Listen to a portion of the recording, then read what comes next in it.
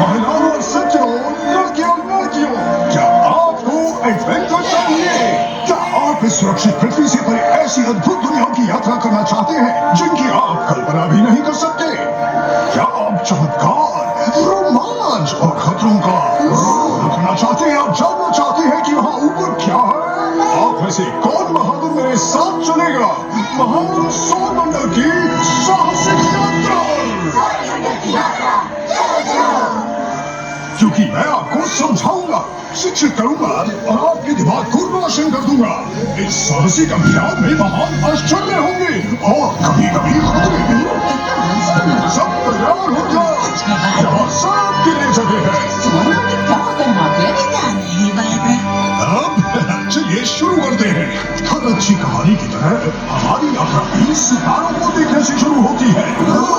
जब आसमान में उन छोटे चमकते बिंदुओं को देखते हैं तो अनायास ही उनमें आकृति और पैटर्न बना लेते हैं जिन्हें नक्षत्र कहते हैं। हमारे पूर्वजों ने ब्रह्मांड को समझने के लिए इन नक्षत्रों की कहानियां गढ़ी थी और महान रोमांचक यात्राओं की कहानियों में भी उन्होंने ये भी देखा कि ये सारे बिंदु स्थिर नहीं रहते। हमें अंततः पता चला कि वे दूर के तारे नहीं थे बल्कि हमारे ही सौर मंडल के दूसरे ग्रह हैं। ये अनोखे, आकर्षक और कभी-कभी खतरनाक होने वाले ग्रह ही आज हमारे गंतव्य होंगे। सबसे पहले मैं आपको इस अद्भुत और जटिल डिवाइस से परिचित कराऊंगा जिसका नाम है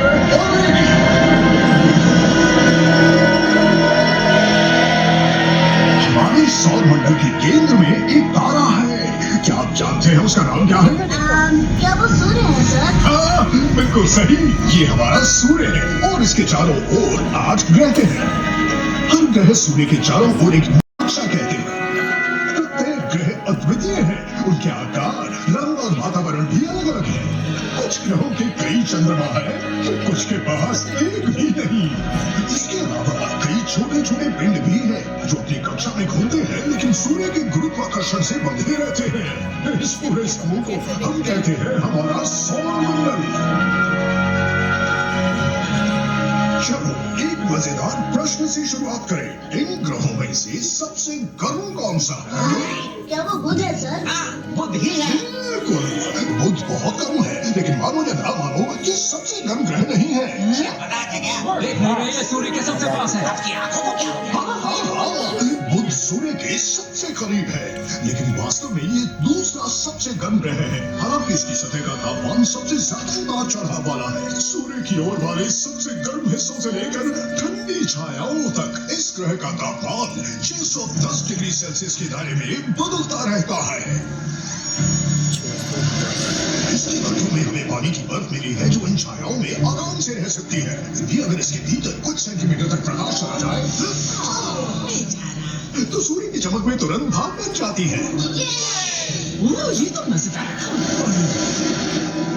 अब आते हैं सौर मंडल के दूसरे और सबसे गर्म ग्रह शुक्र पर। शुक्र को अक्सर एक तारा समझ लिया जाता है क्योंकि इसकी परावर्तित रोशनी इतनी तेज होती है कि हम इसे दिन में भी देख सकते हैं। शुक्र के बारे में सब कुछ घातक है।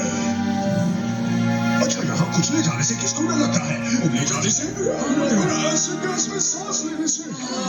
हाँ, मुझे एलर्जी है। मुझे भी एलर्जी है। आपने कहा है तो किसी को नहीं? बढ़िया, तो चलिए सतह पर चलते हैं।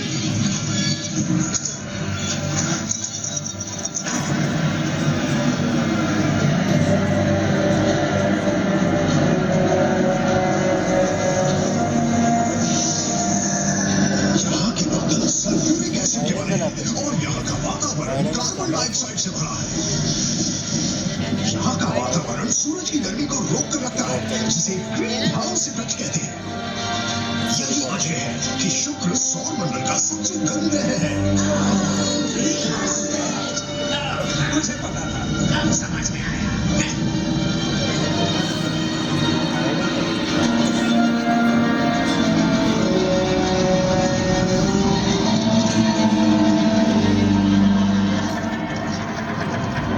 चिंता मत करो, ये दरारें पड़ने की की आवाज सिर्फ नहीं लग रही है मार्गरेट। हाँ, ये आवाज अजीब है बारबरा। हमारा टाइमर बता रहा है कि हमें निकलना चाहिए। अरे नहीं, एग्जैक्ट बटन तो काम ही नहीं कर रहा। ये कैसे लगा रही है? बस अपनी सांस रोकने का प्रयास करिए। आपको हाथ की प्रॉब्लम है? अच्छा, बस पॉजिटिव सोचो। और इस चालने वाले लिक्विड को पीने की कोशिश मत करना। बाहर बचेंगे। कोई छूटा तो नहीं है ना? अभी हमारे साथ हो बारबरा। और तो मुझे कुछ नहीं सकती मार्गरेट। नहीं भैया, हम अब पृथ्वी के पास से गुजर रहे हैं। यही तो है हमारी दुनिया मार्गरेट। तुमने हमारा घर देखा है बारबरा? ओह, इससे याद आया, मैं मछलियों को खाना खिलाना भूल गई। अगर किस्मत अच्छी रही तो जल्द ही वहां पहुंच जाएंगे।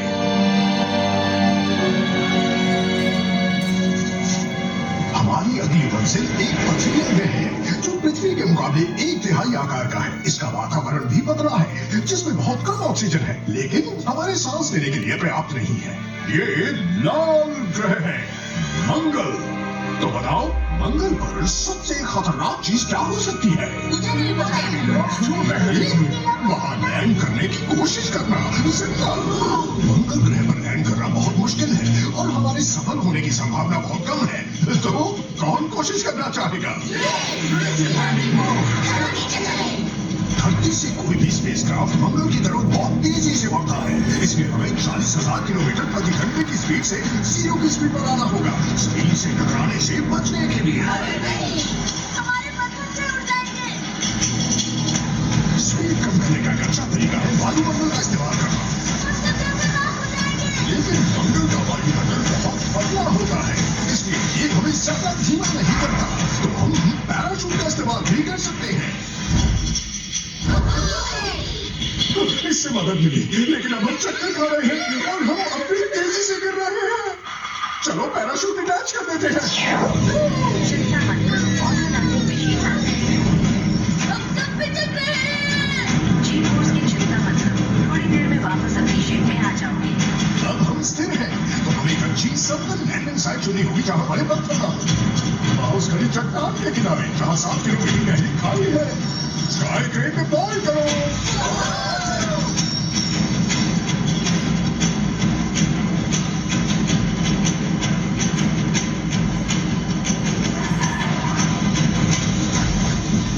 स्वागत है मंगल पर। क्या परफेक्ट रहा, लेकिन हमने लैंडिंग स्पॉट थोड़ा खतरनाक चुना है। ओह, जरा देखो तो कितना शानदार नजारा है मार्गरेट। हाँ बारबरा, कितना शानदार लग रहा है ना?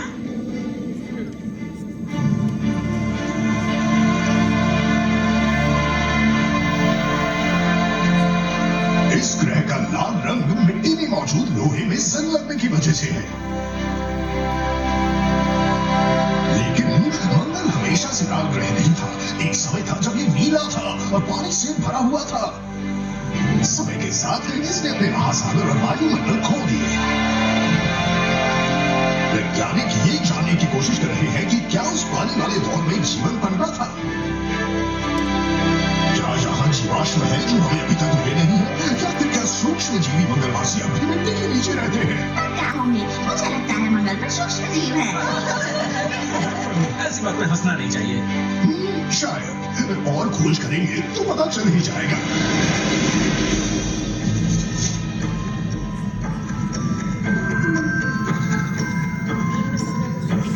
मंगल ग्रह के बाद एक क्षेत्र है जिसे क्षुद्र ग्रह मंडल कहा जाता है।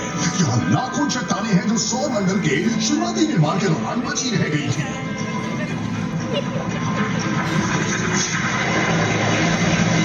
एक क्षुद्र ग्रह एक दूसरे से बहुत दूर दूर है। उनका सबसे नजदीकी पड़ोसी अक्सर धरती और चंद्रमा के बीच की दूरी से भी ज्यादा दूर होता है। तो बहुत जल्द संभावना है हमारे इनसे टकराने की। आगे बढ़ते हैं।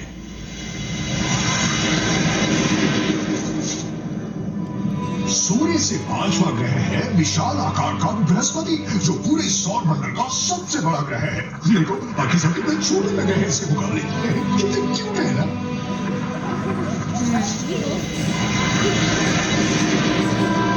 ये एक गैस का विशाल पिंड है। इसमें बृहस्पति की कोई ठोस सतह नहीं है, लेकिन इसका मतलब ये नहीं है कि हम इसके आर पार उड़ सकते हैं। अंदर का दबाव और तापमान पहले हमें कुचलेगा और फिर भाप बना के उड़ा देगा। तो आज हम अपने साथ ये नहीं होने देंगे। बृहस्पति की सबसे आकर्षक चीज है इसका विशाल लाल धब्बा। ये एक ऐसा तूफान है जो पृथ्वी के व्यास से भी बड़ा है और माना जाता है कि ये 400 सालों से ज्यादा समय से चल रहा है। बृहस्पति के वातावरण की धारियां तेज हवाएं हैं जो रंगीन जमे हुए अणुओं को स्वादिष्ट से दिखने वाले भंवर और पैटर्न बनाती हैं।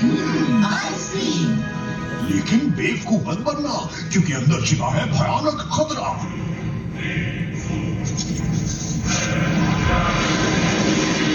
जब ये बर्फीले क्रिस्टल आपस में टक्कर खाते हैं तो एक विद्युत आवेश उत्पन्न होता है जो फिर रिलीज होता है सौर मंडल की सबसे बड़ी कड़कती बिजली के रूप में।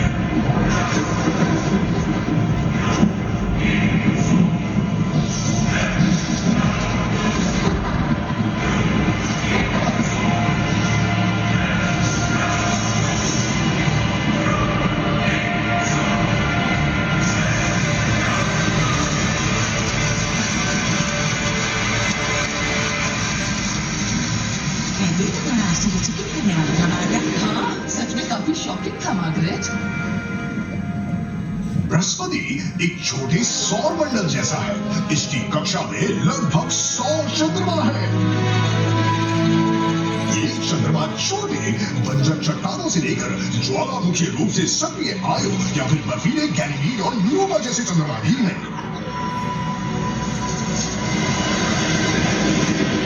यूरोपा खास दिलचस्पी का विषय है। इसकी सतह चट्टान की नहीं बल्कि मोटी बर्फ से ढकी हुई है जिसके नीचे खारे पानी के विशाल महासागर हैं।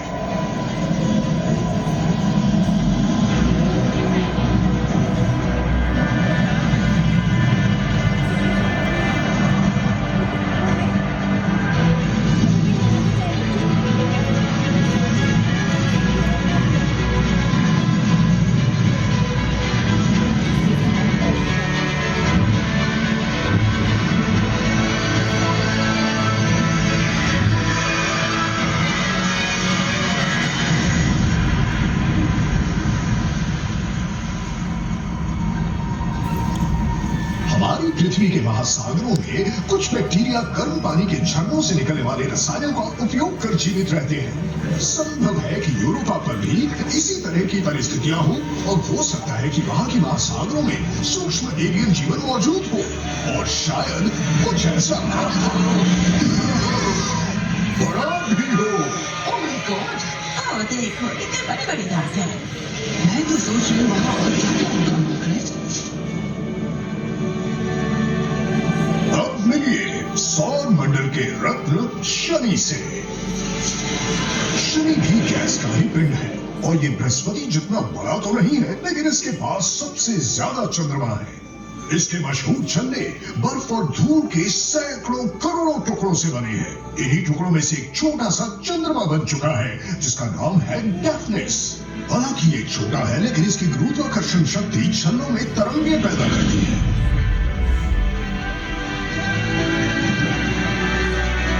अब अपनी सुरक्षा बेल्ट कस लीजिए, हम इन छल्लों के बीच से निकलेंगे।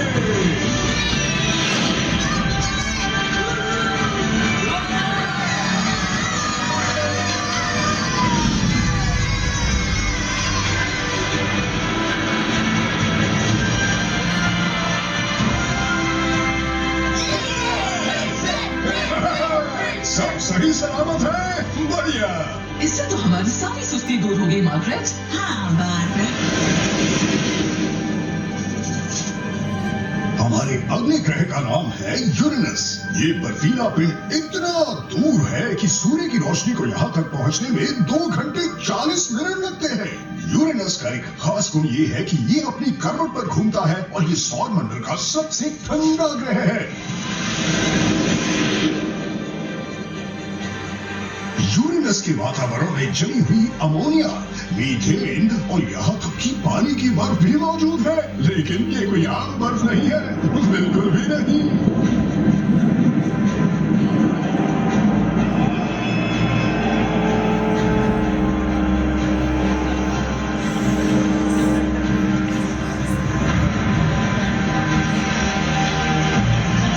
कोर के करीब जबरदस्त दबाव की वजह से यहाँ पानी भाप जैसा बर्ताव करता है। इसके बजाय ये सुपर आयोनिक बर्फ में बदल जाता है।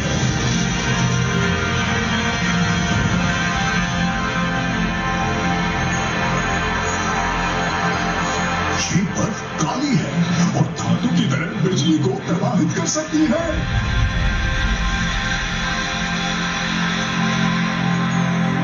अब चलिए अगले ग्रह पर चलते हैं हम सब। और यूरेनस के बाद है नेपच्यून। नेपच्यून भी एक बर्फीला विशाल ग्रह है।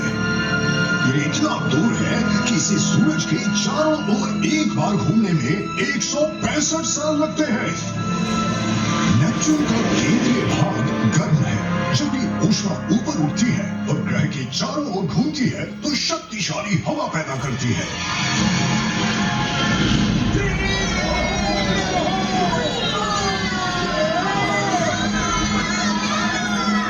ये बादल पृथ्वी के बादलों से भी तेज है। नेपच्यून की हवाएं 2000 किलोमीटर प्रति घंटे की स्पीड से चल सकती है।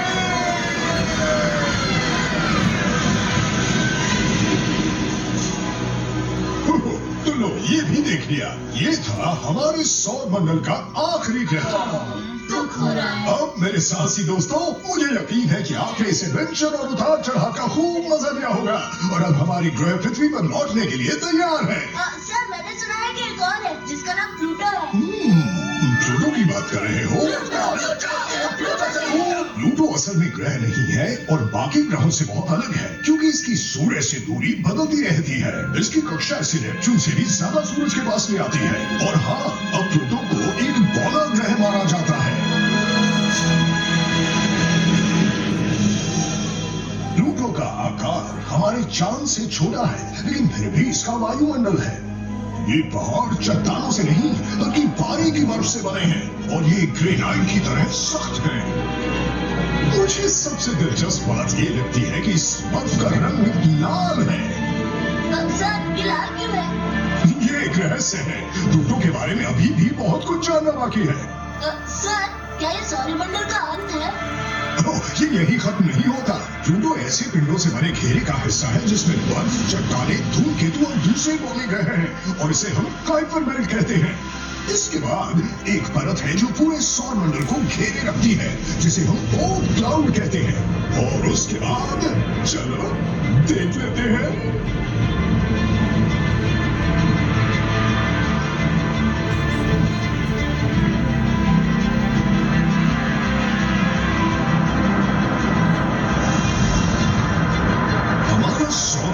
एक गैलेक्सी का हिस्सा है जिसे हम मिल्की वे कहते हैं। ये लगभग 100 अरब तारों का घर है जिनमें से कई के पास अपने ग्रह और तंत्र हैं। मिल्की वे हमारे ब्रह्मांड के दिखने वाले हिस्से में मौजूद अरबों अरब गैलेक्सियों में से एक है।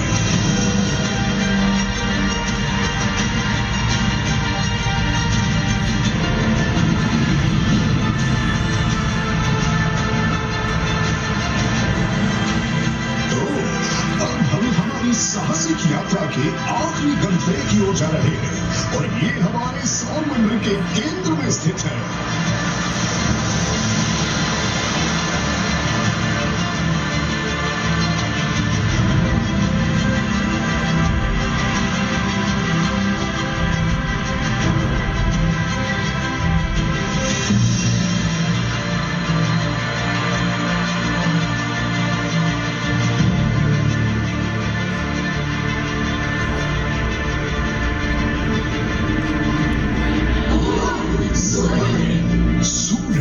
हाइड्रोजन गैस का एक बहुत पुराना और बहुत बड़ा गोला है। सूरज आग से नहीं घिरा हुआ और न ही ये जल रहा है। इसकी ये गर्मी इसके कोर में होने वाली परमाणु प्रतिक्रियाओं के कारण है। हालांकि इन परमाणु विस्फोटों से ये टुकड़ों में बिखर जाना चाहिए था, लेकिन ऐसा नहीं होता क्योंकि इसका अपना गुरुत्वाकर्षण इसे जोड़े रखता है।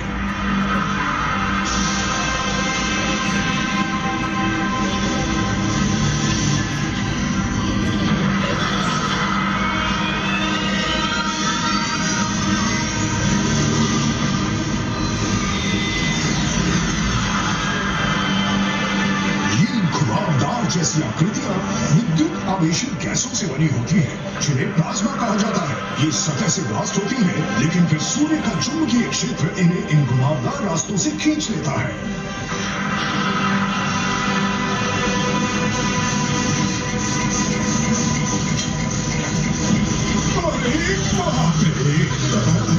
मुझे माफ करना सब लोग, लेकिन इकारस की तरह हम सूर्य के बहुत करीब आ गए हैं और अब इसके गुरुत्वाकर्षण में फंस गए हैं। हमारे तो क्रिस्पी चिप्स बन जाएंगे।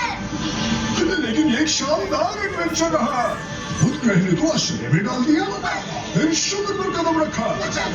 मंगल ने हैरान किया। बृहस्पति पर क्या देखा? शनि का चक्कर लगाया, यूरेनस का सर्वे किया, नेपच्यून को पार किया, हमने प्लूटो को देखा और सूरज के सामने समर्पण किया। आखिरकार चेतावनी, जल्द ही विशाल प्लाज्मा की टक्कर होने वाली है। क्या किस्मत है, एक विस्फोट ठीक हमारे नीचे होने वाला है। हम 100 नौकायान का उपयोग कर सकते हैं, प्लाज्मा की सवारी करके यहाँ से बाहर निकल सकते हैं और चाय के वक्त घर पहुँच सकते हैं।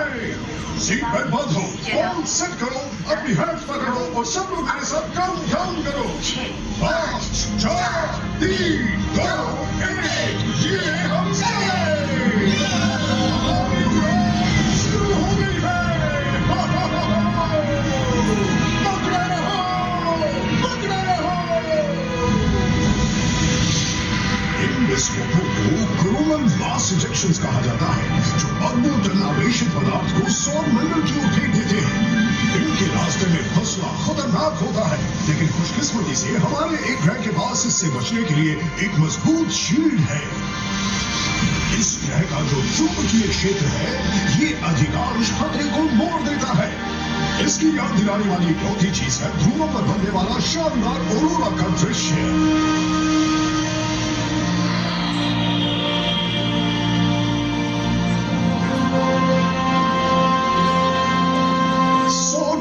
साहसिक यात्रा में सभी ग्रहों में से ये मेरा पसंदीदा है।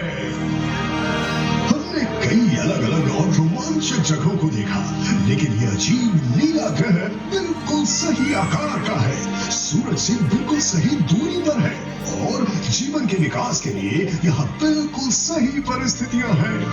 हमारी अब तक की जानकारी में केवल यहीं पर जीवन है जहाँ हम बाकी जीवों के साथ रहते हैं। ये अनूठा नाजुक ओएसिस हमारा घर पृथ्वी ग्रह।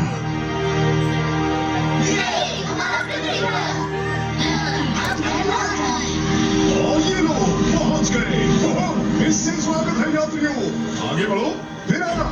अपने सारे दोस्तों को अपनी यात्रा के बारे में बताना मत भूलना। कितनी शानदार यात्रा थी ना। शानदार बना दिया ना बादरा। ओह हाँ मार्गरेट, ये उस ब्रायन से बेहतर था, है ना? चीरियो, अलविदा, अलविदा। हम फिर से एक चक्कर लगा।